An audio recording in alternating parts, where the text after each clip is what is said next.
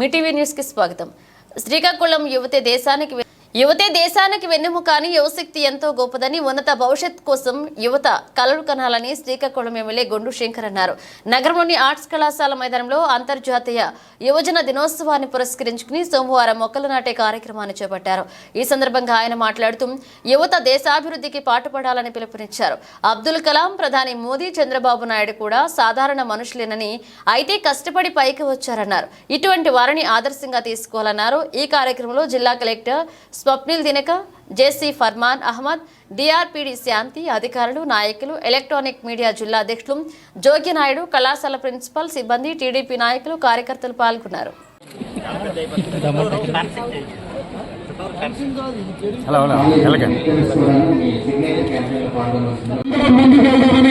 తెలియజేసుకుంటూ ఈ కార్యక్రమంలో పాల్గొన్న విద్యార్థులందరూ కూడా నా యొక్క శుభాకాంక్షలు, అలాగే బెస్ట్ విషెస్ కూడా తెలియజేసుకుంటూ ఫ్యూచర్ లో మీకందరికీ ఆల్ ది బెస్ట్ చెప్తూ మీరందరూ మంచి ప్రొఫెషన్ లో స్థిరపడాలని ఆ దేవుణ్ణి ప్రార్థిస్తూ ఈ కార్యక్రమంలో పాల్గొనే అవకాశం ఇచ్చిన పెద్దలందరూ కూడా నా హృదయపూర్వక నమస్కారాలు, ధన్యవాదాలు తెలియజేసుకుంటూ జై హింద్.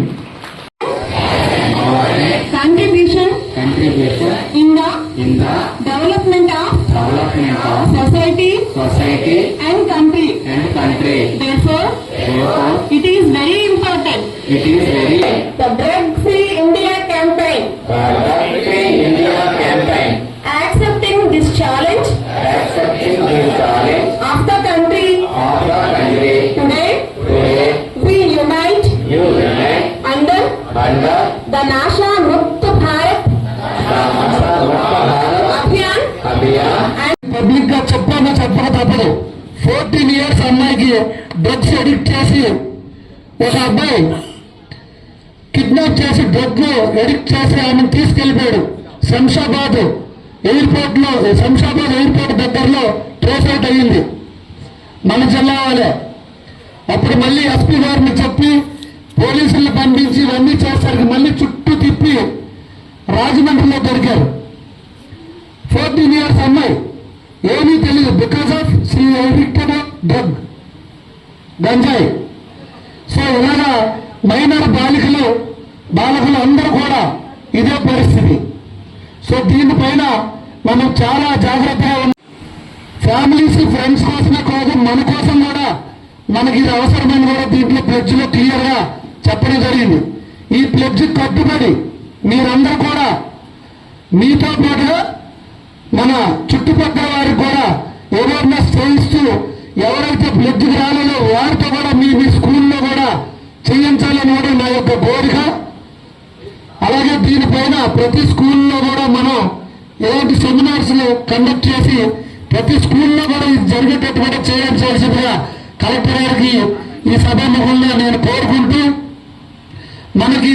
మీకు తెలిసిందే మీరందరూ ఏదైనా పెంచుకుంటే ఏదైనా చేయగలం. రేపు ఫ్యూచర్ జనరేషన్ అంతా మీరే భారత పౌరులు మీరు కనుక మీరందరూ కూడా డిసిప్లిన్తో, క్రమశిక్షణతో మెలిగి బాగా చదువుకొని మనం సెల్ఫ్ అభివృద్ధి, మనంగా అభివృద్ధి చెందాలి. మనం ఈ దేశంలో పుట్టాం కనుక ఈ భారతదేశ అభివృద్ధికి పాటుపడాలి.